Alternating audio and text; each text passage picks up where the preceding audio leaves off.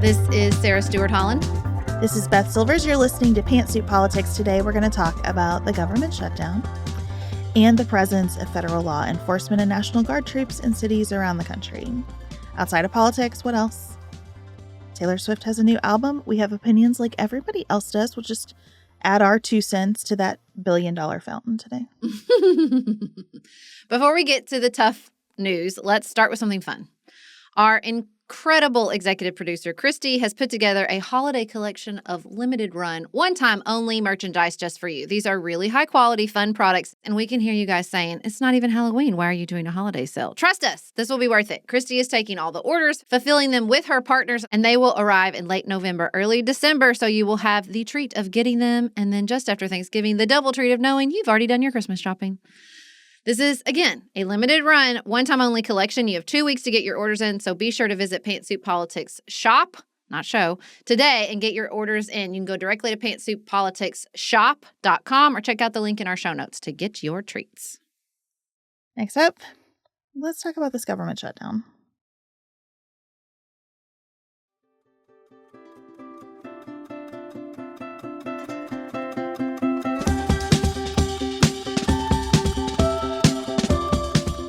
Sarah, I'm feeling like this one is going to last a while. I don't see any end in sight. I don't know how we get out. I don't see a lot of motivation to get out, especially on the part of Republicans. I think that what I realize more with every passing day is that this kind of inures to Republicans' benefits right now because it gives Russ Vought all the runway he wants to shut down things that the president doesn't particularly like. Congressional Republicans have never liked having a whole lot of actual responsibility. They'd much rather take shots at things, and so they don't have any actual responsibility right now as they see it. And then there is the Epstein piece of things that Thomas Massie, my representative, keeps talking about. If they bring us back in session, they know they have to swear in this new representative from Arizona, and that will give me the votes I need to force a discharge petition, which is a very legalistic way of saying to force a vote on the floor on releasing more of what the government has about Jeffrey Epstein. So all of those things kind of work to Republicans' benefit. I disagree. Okay. Actually, I don't think this is working to the Republicans' advantage. I think having control of the House, Senate, and the presidency and shrugging your shoulders in the face of a government shutdown doesn't read well, even to the passive news consumer. You're in control and you are not fixing this. And you are the fixers. Donald Trump in particular has told us all repeatedly that he can fix basically anything. I think the people who care deeply about the Jeffrey Epstein situation, crime, controversy, conspiracy theory, whatever you want to call it, they're following this. They know exactly what's going on. They know they're not swearing in this Arizona representative because they would have the votes for the discharge petition. I think they're following that, and it's just going to piss them off more and more and more.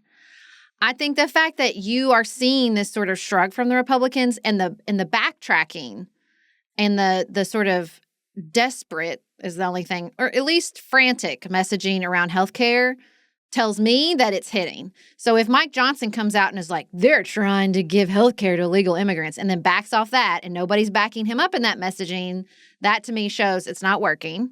Healthcare is the one thing the American people still trust Democrats on. So I think zeroing in on this and using this as an ability and an opportunity to say, we care about this too. We think this is unacceptable, and they're doing absolutely nothing about it. I'm not saying this is like some knock it out of the park win for the Democratic Party, but I think on the whole, this is playing out badly for the Republicans, including the fact that Russell Vought has not done everything he said he's going to do. He was like, expect it within days, and we have not seen these massive layoffs. To me, that is also a tell. So I just see a lot of, in the midst of this sort of shoulder shrugging, lots of weak points from a party that supposedly loves a fight. Yeah, I don't really disagree with any of that. It's not that I think this is long-term good for the party, but I think right now the incentives are not for them to do much about it. I think they're kind of stuck because a lot of what this administration is doing is very, very unpopular. And I almost feel like for congressional Republicans, there is this place of like, maybe if we just sit still, maybe if we don't do anything else, it can all just kind of simmer and not blow back on us too much. How's that working for you guys? Is that really how you think this is going to play out? Like that's ill-informed and bad instincts in my personal Do you think opinion. I'm wrong, though? I don't know if that's how they all feel. I think the most promising development here is that you're getting a lot of mixed messages. You're seeing Marjorie Taylor Greene come out and say, shut it down, kill the filibuster. We can pass this if we want to, but we won't. You're seeing Rand Paul and Thomas Massie and the libertarian wing of the party still pushing hard on this Epstein thing. You're seeing a lot of people just retire. They're not even in it anymore. They're out running for attorney general or governor or whatever, which I think is another tell. So I think like the fact that there isn't just one reaction, even between John Thune and Mike Johnson, is another sort of weak point that's going on here.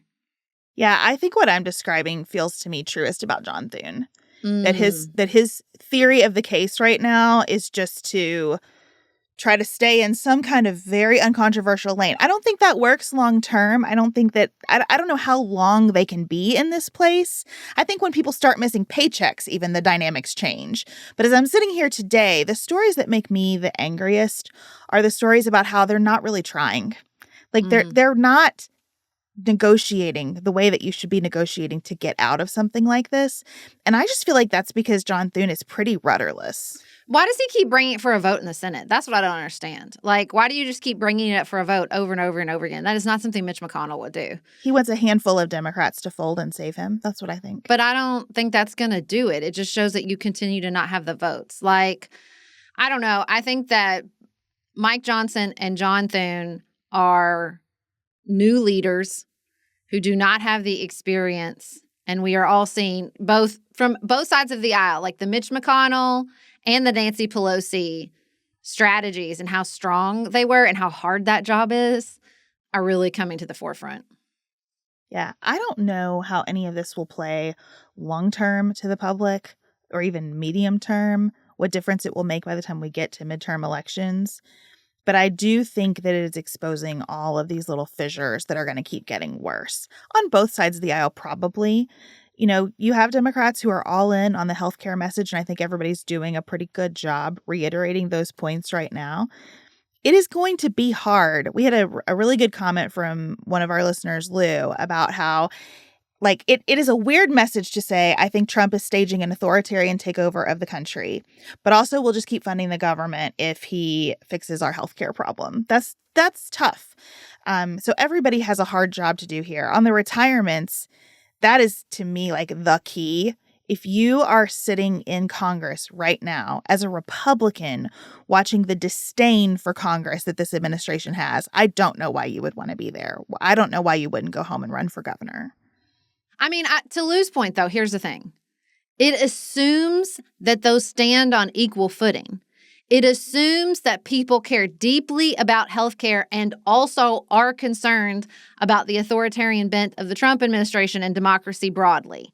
That might be true from the Democratic base. Do I think that is true for a broad base of Americans? I do not.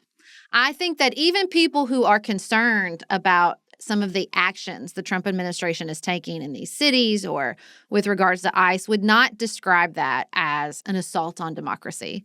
That is not how I think people, particularly who are passive news consumers and not overtly political, think about our current moment.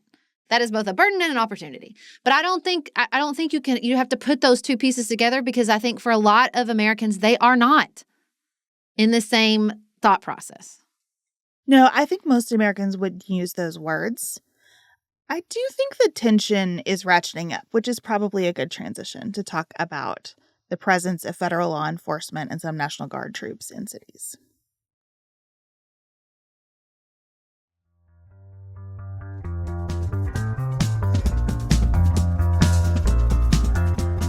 Just to do a quick orientation about how we got here, back in June, President Trump issued an executive order authorizing National Guard troops to be federalized, largely to protect ICE agents as they are conducting immigration operations throughout the United States, but also to protect some federal buildings, things like that. And in June, he sent National Guard troops to Los Angeles, then D.C. in August, Memphis last month with the approval of the governor, so Memphis is a little bit different. And now we have the administration attempting and being blocked by a federal judge to federalize National Guard troops in Oregon. In addition to all of that, we have extremely aggressive immigration operations in Chicago and some resistance locally in Chicago to those operations, which have caused the president to threaten to federalize more National Guard troops and send them into Chicago.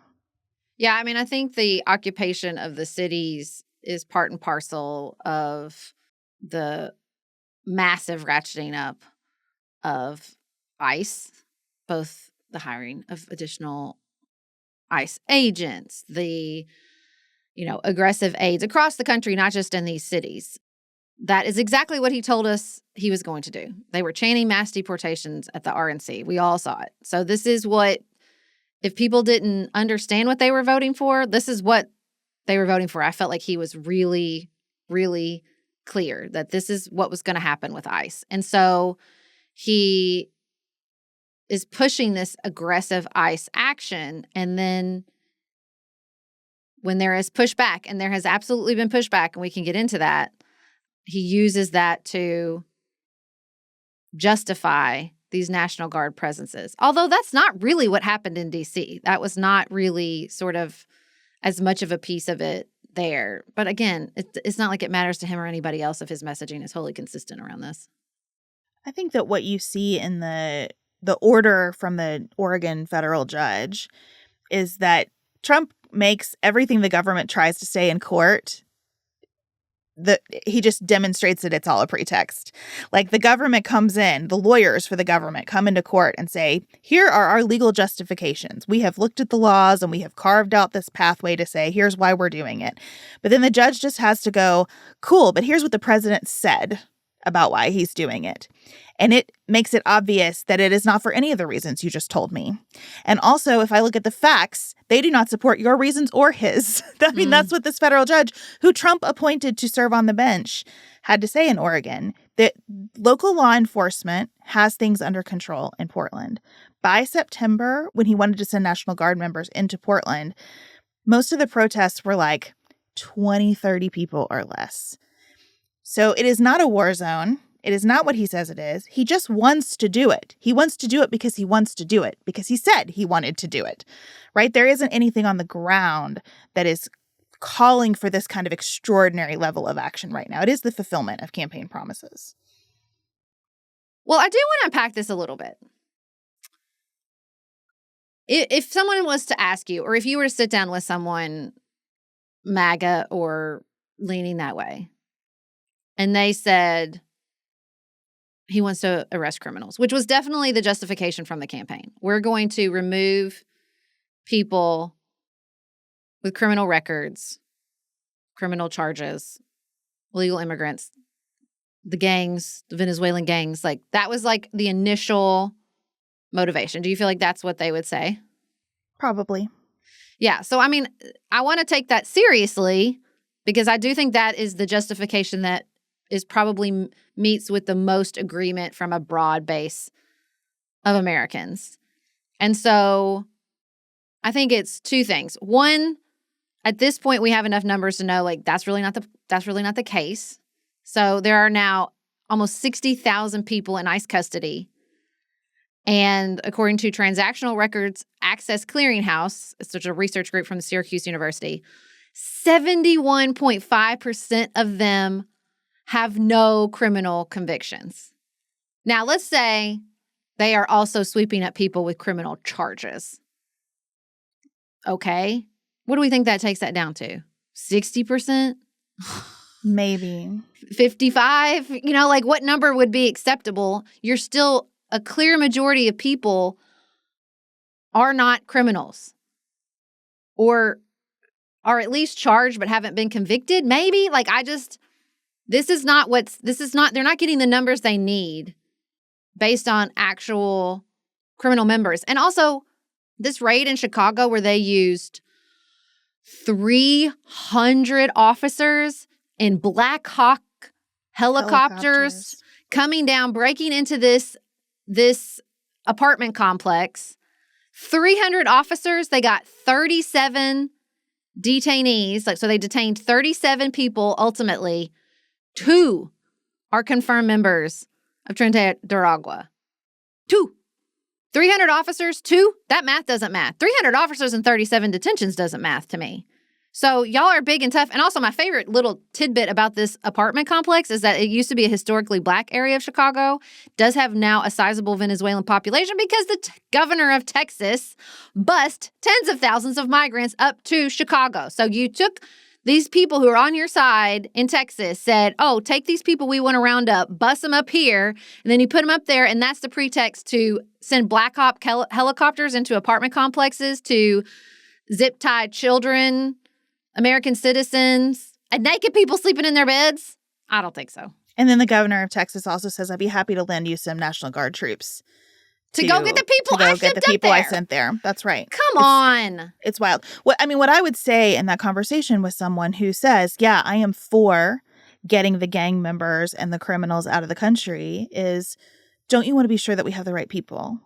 How many not gang members are you willing to have swept up in this? How many American citizens are you willing to sacrifice in pursuit of that objective? I called my sister this morning who lives in Chicago and said, just how are you taking this in? And she said that she has not seen ICE agents in her neighborhood, but she is aware they are very close to her neighborhood. The parks that they go to, they have 2 little kids that are usually very busy, especially on a gorgeous weekend like the one they just had, were practically empty. She said there's a real feeling of people hunkering down. The community groups that she follows on Facebook are all like white moms organizing to walk Hispanic children to school because their parents don't feel safe walking, regardless of their immigration status, right? It's like, if I look Hispanic right now in Chicago, I am concerned.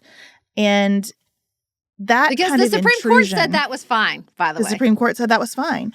That kind of intrusion on daily life for millions of people who are not criminals, many of whom are here legally, I think that's got to be unacceptable to pretty much everyone. I can't imagine who looks at this and says, good on you, federal government. This makes a lot of sense. This is exactly what I want my community to feel like. I understand wanting to live in places that feel safe. This is just a different kind of danger. With regard to the, quote unquote criminal element, that was their initial justification for all of this. It does seem like we're bringing a bazooka to a knife fight. Like, again, if you need 300 officers to get 2 confirmed members of this gang, then you're not as tough as you seem. I don't know. Like, I don't know what, because this is the branding of ICE right now. Or they're tough guys. You can't hide anywhere. We're going to be at the Super Bowl with Bad Bunny. Give me a break. I don't even know where to start with the Super Bowl shit. It's so stupid. Do you know how hard it is to get Super Bowl tickets? Do you know how expensive they are? Does it seem like someone whose immigration status was at risk or was being hunted by police officers would go to, like, a high security event like the Super Bowl? Like, what is this? So I just think that the criminal element of it at this point, they have overshot so hard, as indicated in the fact that so many people that have been detained, even currently, like, they're still in detention, don't have criminal records, much less the, like, crazy stories of, like, Canadian teenagers and, medical researchers and all this just stacking up of people being detained and scared and traumatized by a federal government from a side of the aisle that's supposed to care about the sovereignty of states and the threatening power of a big, strong federal government. You've got it shut down. You want to gut it. And also at the same time, masked agents pulling American citizens off the street and shoving them in the back of the vans is totally okay. I don't care if you're a passive news consumer. At some point, that conflict is obvious to everyone. And the part of this that really bugs me is this sense of, like, again, it's mixed messages. So first it's we're going to get criminals. Then it's we're going to protect against protesters and ICE attacks. Because I want to be fair. There have been several violent attacks on ICE facilities. Now, they have all been in Texas, not in blue cities, but there have been attacks. There was a July 4th attack where an officer was hit in the neck. He survived. They've arrested 17 people, even though one person, I think, was the only person there with a gun. There was a July 7th attack at a Customs and Border Patrol facility in McAllen. The shooter was killed on the scene. There was a September 24th attack in Dallas. Heartbreaking. Detainees were shot. 2 were killed. Ultimately, one of them just recently died. He was a father of 4, had one on the way. And it sounds like the shooter was like very similar to the Charlie Kirk attack, which was terminally online and not overtly political. So there is something happening where people are sort of like lashing out at ICE and ICE facilities, and then they are then using that as further justification for National Guard presences in these cities, even though that's not where the attacks are taking place. Yeah, I think Kristi Noem loves nothing more than acting like she is the ultimate victim of the radical left. Oh my Just gosh. out here with our officers who we should treat as heroes. And what I will say is, obviously, I don't think anybody should attack an ICE agent or any kind of law enforcement. I do not endorse violence in any direction.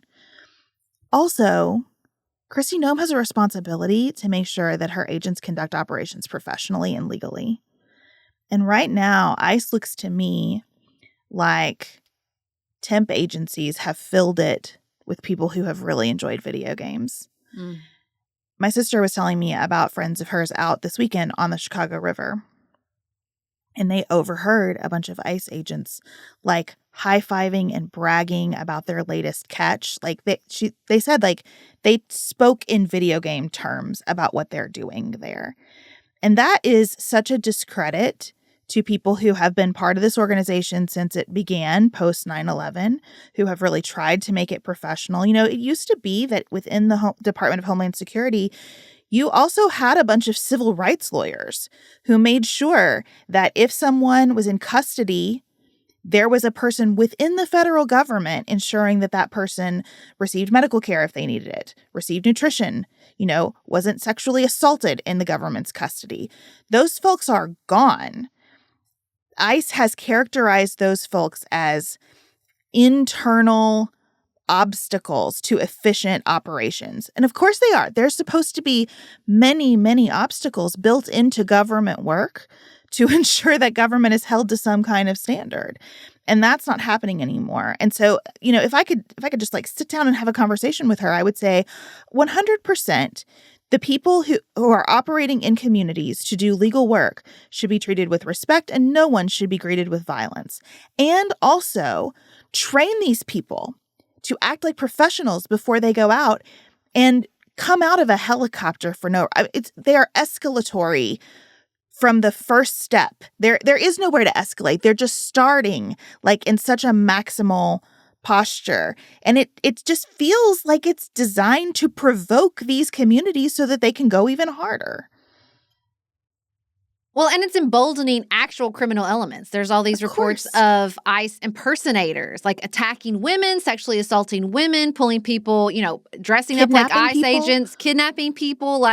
So in the pursuit of illegal immigrants and quote unquote criminal elements, you're emboldening criminal elements. I don't see J.D. Vance tweeting about these ICE impersonators and how we have to stop that. He's tweeting a lot about the attacks on ICE facilities, but there seems to be no concern about how this is endangering American citizens. Because here's the third thing. Okay, so first it was we're going after criminal elements.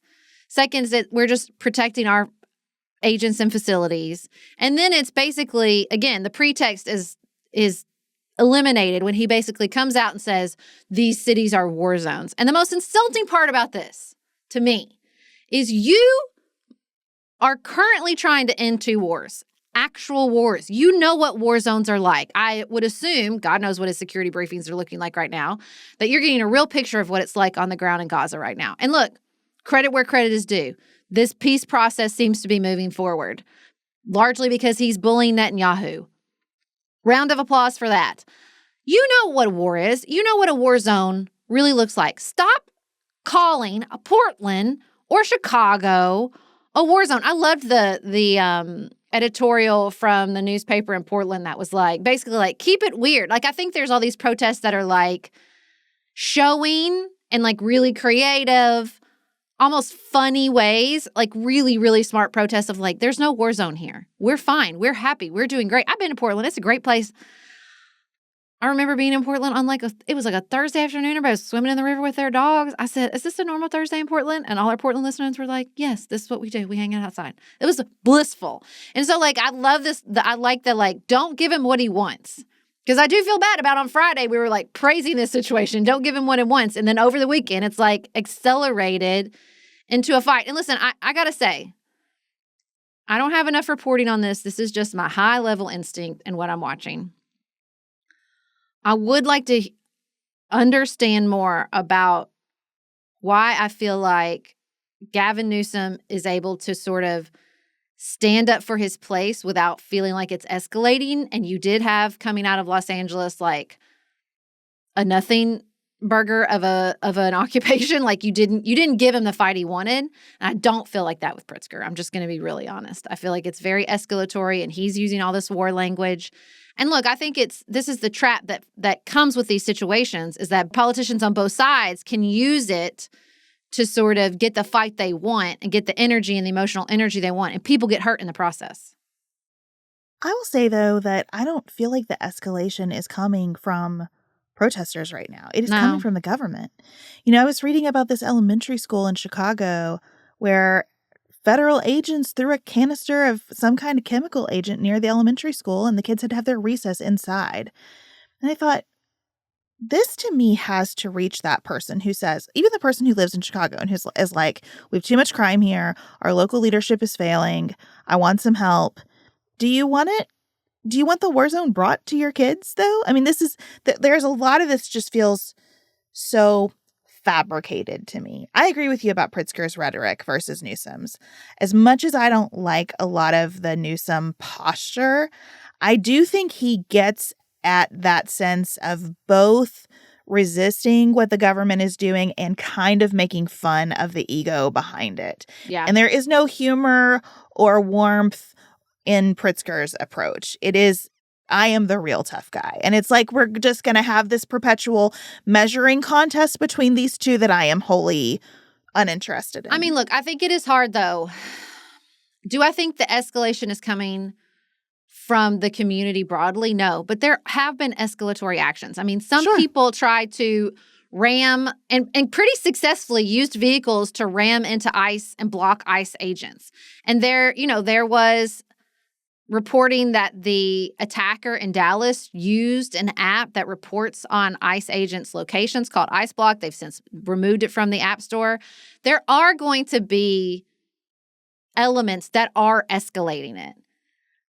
The communities themselves, I think, have done a good job. I read some people from Chicago, I think it was on Substack, and I thought they were channeling, the people I was reading in Chicago itself were kind of channeling that Newsom energy, like, we're not afraid of you, you're a joke. Like, kind of that I think is like a really good balance in this moment, but not everybody has that energy. You know, I mean, listen, I went and saw one battle after another, and it's intense and begins with like organized violence against ICE facilities. Like, they come in, they tie up all the soldiers, they free the people.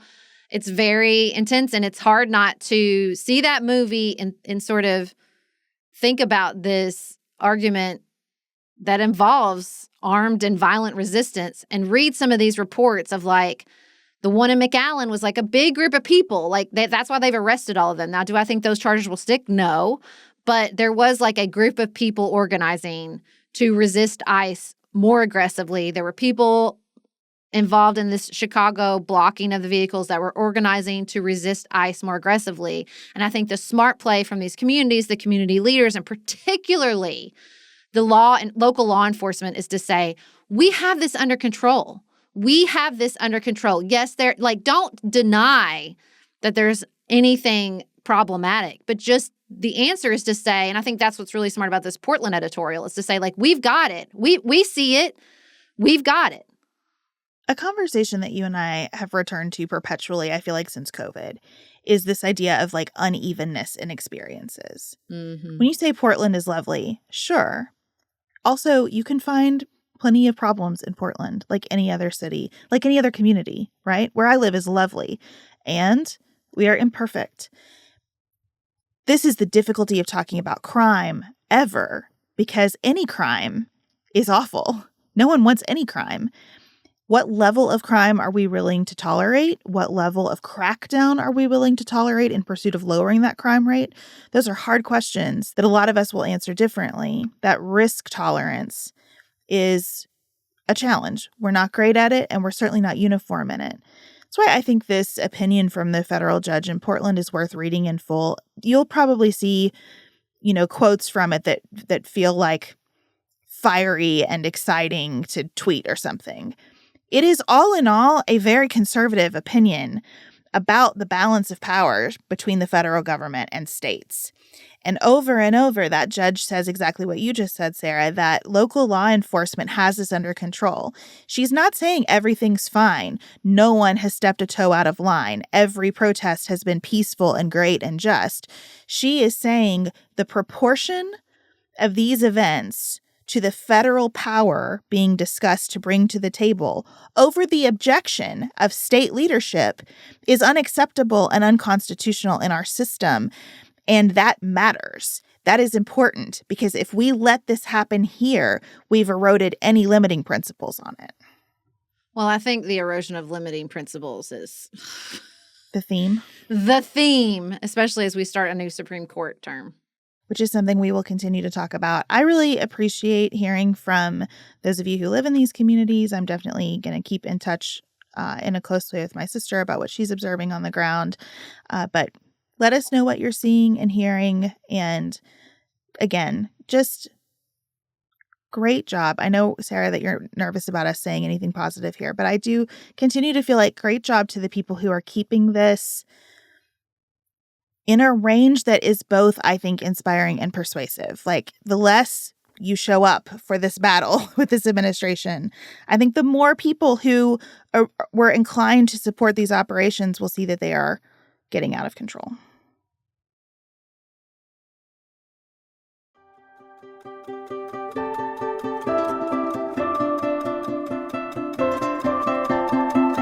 All right, we always end our shows talking about something outside of politics. And honestly, the greatest praise that I have for Taylor Swift's new album, The Life of a Showgirl, is that it is outside of politics. It is not a political album. And I am thankful for that. Despite people's desire to drag it like a dead horse back into the political arena. They trying so hard. I am mystified by wanting that. I really am. Like, the last thing on earth that I want is to have some political war of words about an album right now. Like, there's just enough, I don't want that cheap, easy Cracker Barrel logo-esque fight about anything right now. I just want to, the political stuff that's real is hard enough. I'd like to just enjoy some things in life. Well, let me drag the dead horse just the same. Cool. I think what is happening, in my personal opinion, is that we are in a moment, and is there not a moment where marriage in particular is not political? Not probably over the course of my lifetime. We are still having, I think, a very intense conversation culturally and societally about gender roles, particularly in heterosexual relationships, and definitely marriage. And when you write an album about how in love you are with your fiance, I think that it's not surprising to me that people are going to have like political takes about either, a lot of like, she's a trad wife now. I think that's a little bit silly for a woman who is a billionaire and continues to conduct her business affairs with an unbelievable amount of savvy and brag about it in songs on that same album. I think that take is a little bit silly. I get exploring, especially among like the hardcore fan base, the journey from like a Lavender Haze to here. I understand tracking where she's been and how she got there and having conversation about that. As much as I dislike some of this album and some of the like specificity of this album, like I feel like this album is a little bit of a defensive mystery because Sabrina Carpenter's work is very crass, right? Very. It is even a little bit more wink and a nod than some of what's on this album. And with Sabrina, you don't totally know which redwood tree, for example, you're discussing. I think it's a little bit uncomfortable to know so certainly what we're talking about on this album. But I swear, as between a fight over trad wives and whether this is like MAGA coded and I'll take wood. You know what I mean? Like I would rather have the crass, lovey-dovey, cringeworthy stuff than another cultural thing that we just turn into a way to be pissed at each other. Yeah, I mean, I think it really is. I feel like we're making the same mistake again. And it pains me that because we all feel so powerless in the face of these occupations and the face of international conflicts and the face of this administration broadly, we are policing each other.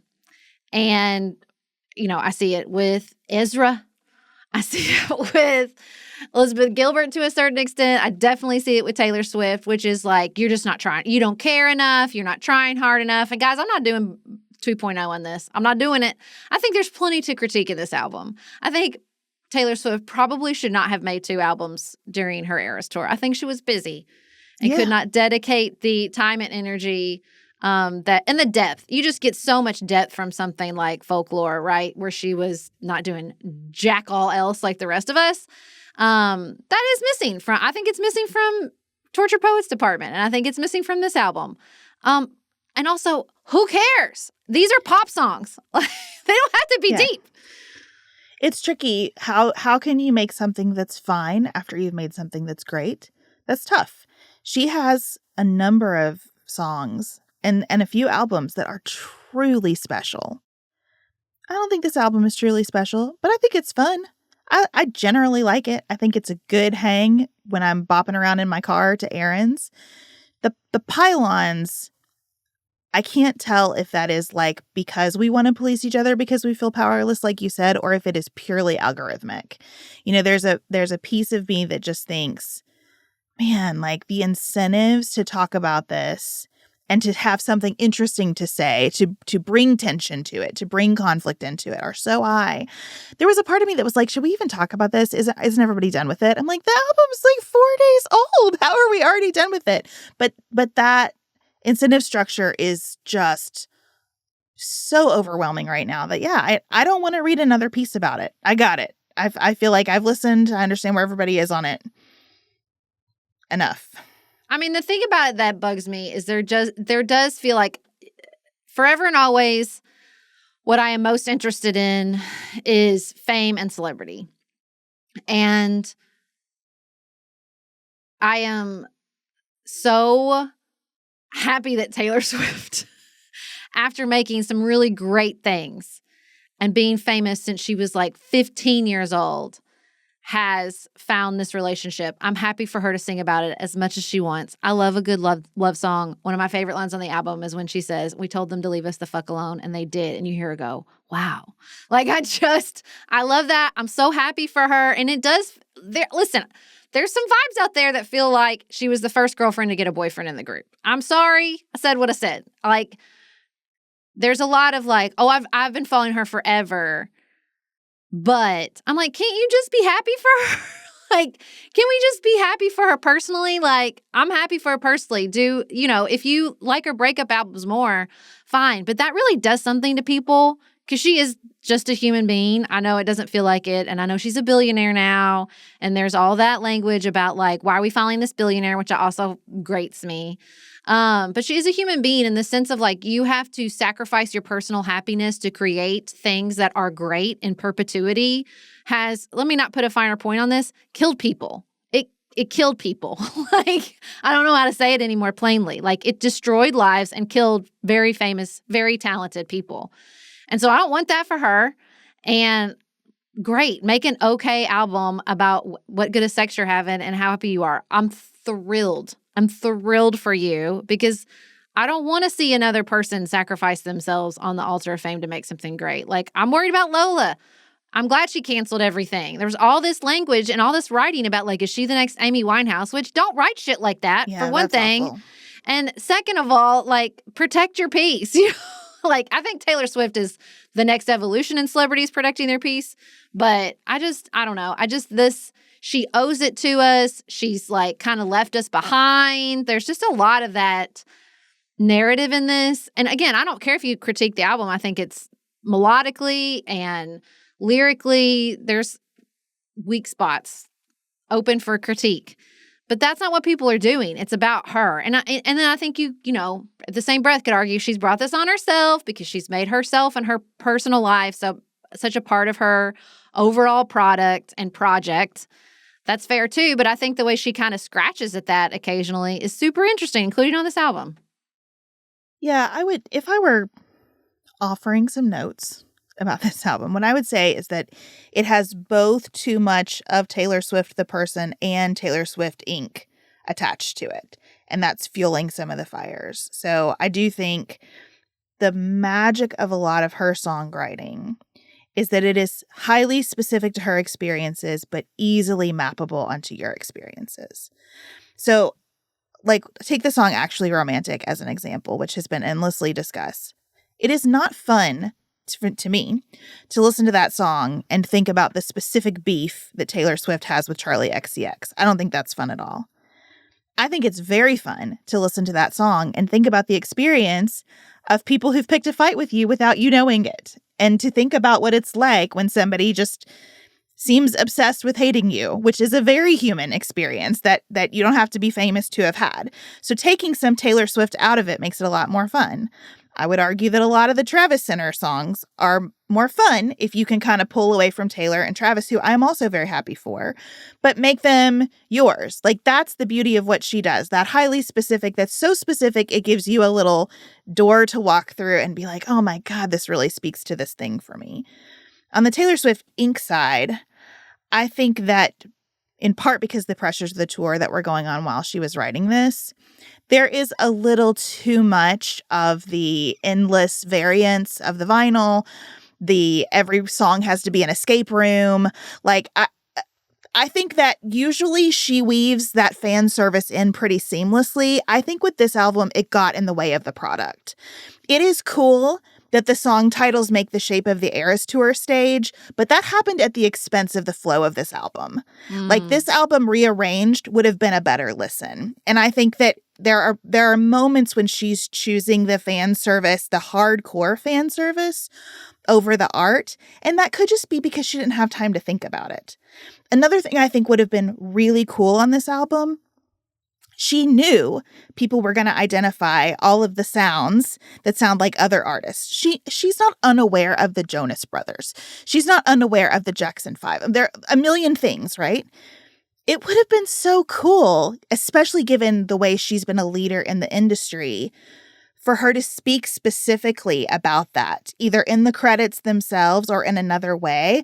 Like, the life of a showgirl as a send-up to lots of musical influences for her directly, I think would have been awesome, and might have been a thing she would have done if she hadn't been doing 10,000 other things while making this album. So, like, those are the kinds of critiques that I'm more interested in than sort of, is she anti-feminist because she's getting married, which just seems dumb and like a gift to the Russian bots that like to stir us up over cultural issues here.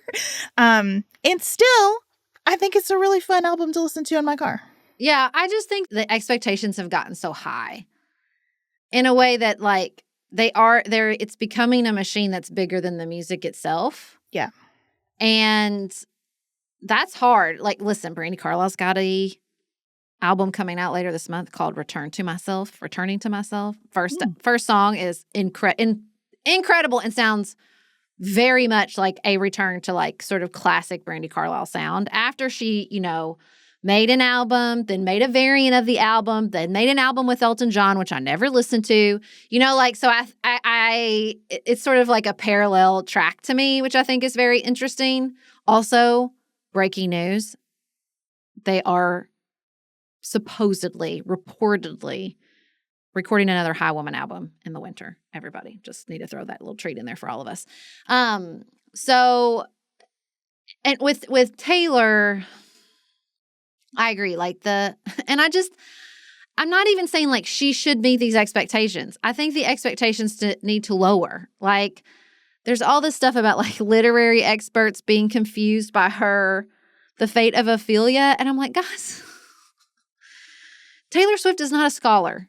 Yeah, it's not that deep. It's not that but she kind of perpetuates this idea that she is, and she's not. And I love her, and I think she's so good at what she does, but she's not a scholar, and she's not an English teacher. And that is a very like pop culture understanding of Ophelia. Fine. I don't want her to be a Shakespeare scholar, but like, look, the truth is it's not just her expectations, and it's not just her branding and her machine. There is now an entire ecosystem of people who create content and make money. Like, they're like the little fish that live on the humpback that eat the stuff off the humpback's face. Like, because their entire Instagram channels and their entire TikTok profiles are like built on responding to all this stuff and unpacking it. One of my favorite things I read was somebody on Substack that was like, let's review all the shit that wasn't true. The purple cracking, the door, like all these theories about this meant this and this meant this and this meant, none of it was true. But like, it was just grist for the mill. And I'm like, I don't know. I do feel like that it's, and again, it's not surprising coming off the like most successful tour of all time. Millions and millions of people didn't just listen to an album they liked. They had a life experience that was from variants of like fun to life affirming, and they want to relive it and they want to keep doing it. And so, of course, there was all this content that came about because of it. And I agree though, like the acoustic and the 4 CDs and the this and the that, I'm like, cool. But again, I've always thought like that part of her brain is the strongest part of her brain. This is like the branding part of her brain. 100%. When she said, if I had known they were going to do the friendship bracelets, I would have invested in beads. I was like, that's Taylor Swift distilled right there. And that's fine. I think maybe some of what's happening with this album is a lot of us realizing like, I probably wouldn't be friends with her. Like, if she lived in my neighborhood, I probably wouldn't love her. And that's fine. I don't need to. I can still really, really, I don't ask the kind of questions about any other artist that we have started asking about Taylor Swift. And so I just want to back up from that. I want to be super happy for them. I also want some distance from them. Like, I want everybody to just be able to chill for a while. I want her to be able to go away and take the time, all the time she needs before she writes another album. And, I agree with everybody who's out there saying the 13th album is going to be special to her because of her numbers things.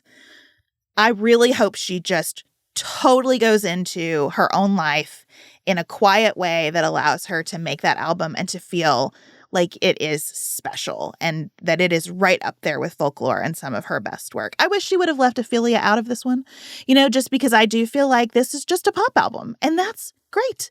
Make a pop album if you want to make a pop album. I didn't need her to try in the places that she tried when on the same album she was like, let me use the word dick a couple times, like, which isn't a word I never need to hear in a song ever. I come by that honestly. My mom used to talk about Beavis and his friend because she hated the word butthead. So I feel like this is my version of that. But, she can do what she wants, and she is doing what she wants, and it'll all be fine. Well, and listen, you just cannot detach any and all of this from the fact that she has lived out this public love story. Yeah.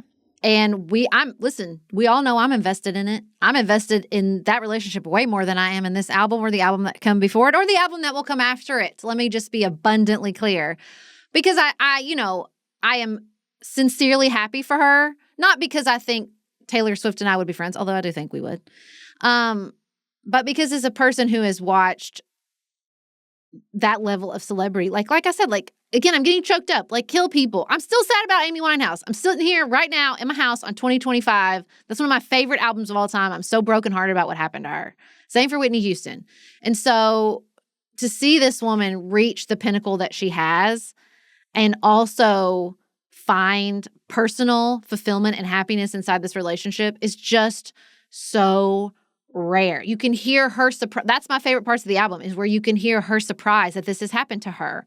Because I think, Ophelia aside, Elizabeth Taylor is a much better metaphor or analogy for this journey she's on. This idea that, like, you just can't have it all. You can't be this famous, celebrity artist and have someone love you the way you want to be loved. My favorite thing that's come out of this entire promotion tour, not all the iterations and the AI videos or whatever, is when she was on with the British on the Graham Norton show and she was showing off her ring and she said, "I watch it like a TV." I thought, shit, you should put that in a song. That is a great line. And I have been there, where I would just stare at my engagement ring for a little while. I just loved it. So I watch it like a TV. I cackled. And I'm just, again, so happy for her. I'm happy for her as a person who I do not know, because I just remember watching that documentary where she was carrying her cat around in a backpack and, like, basically couldn't go out in public. And I thought, oh, this is such a hard life. And I'm happy that she found this love story. There are lots of credits to that too. It does make me really happy to hear her still saying "my mom said" in her songs. Like, that's a beautiful thing for me at this stage of my life to hear. It's like eating out of the trash. Oh my God, I laughed so hard. And I do think that a lot of her health and well-being is a story about supportive family systems. Oh, yeah, 100%. And I would love to hear more about that as her writing matures and as she kind of moves into a new phase. I hope that this becomes kind of freeing. Like, she may be past writing songs that my 10-year-old loves to sing, and I think that's great. Yeah, she deserves. She has a right to grow and progress. To grow up. Yes. No, I totally agree about the family thing. I've got "And My Daddy Says I'm Fine" in my head playing right now, because it works in the opposite direction as well. Yeah, I think it's really a beautiful thing to see how their families wrap around them. I am more interested in her music than in her personally, but I'm very happy for her. And on the music, something I really value about her, even though I do not think that we would be friends if we lived in the same neighborhood, what I really value in the music, it's almost like the way when you learn about the Enneagrams. If I can just pull a few more basic white woman things in here, I will. But with the Enneagram, you learn we gravitate towards one of these numbers, but they all live in us. And I like that in most of her music, you can hear all of it living together. On this album, she tells us, "I'm not a bad bitch. Basically, what I want is just to be in love and to live quietly." And on the same album, she says, "I like my friends wrapped in Gucci and scandal." And she does this diss track, and she goes so hard. Like, you see the full spectrum. Here's how much I love. Here's how close I am to my friends and my family. Also, I am so petty and I nurse a grudge like nobody else over years and years. And, like, all of that existing in one place, I think if you can, again, take her out of it some, the reason a lot of us connect with it really deeply is it does let you kind of explore the full range of emotion that lives in you. And I hope that both Taylor Swift, the person, and Taylor Swift Inc. kind of get the space that they need for the next album to be more of that, like, invitation for the listener to put themselves back as the main character of the music. Well, and I have a musical recommendation related. So I listened to the album several times on Friday. I enjoyed it. I thought it was fun. But on Sunday, when I was making muffins in the morning, what I turned back on, which I was listening to before this album, I mean, I don't ever listen to the Tortured Poets Department, ever. And I think this album will probably go the same way. Like, I'll listen to it a couple times and then probably won't listen to it anymore. I went back to listening to Olivia Dean. Do you listen to Olivia Dean? Mm-mm. Big fan. She's got the viral song, "The Man I Need." Talk to me, be the man that I need, babe. It's on all the social media videos. If you hear it, you'll be like, oh yeah, that song. Mm-hmm. And I loved that song so much. I started listening to the whole song, and then I started listening to her other work. And she is a delight. The songs, the musicality of the songs, they have this, like, at times, like, bossa nova, funky, jazz underpinning.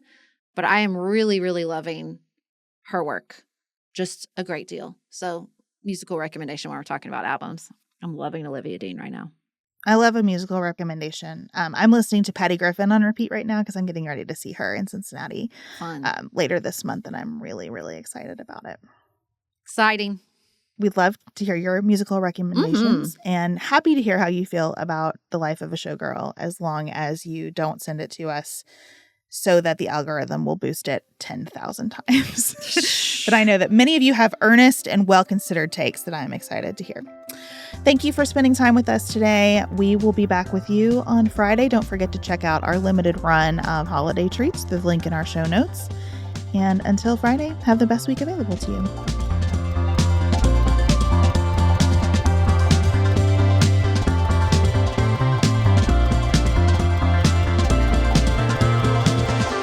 Pantsuit Politics is produced by Studio D Podcast Production.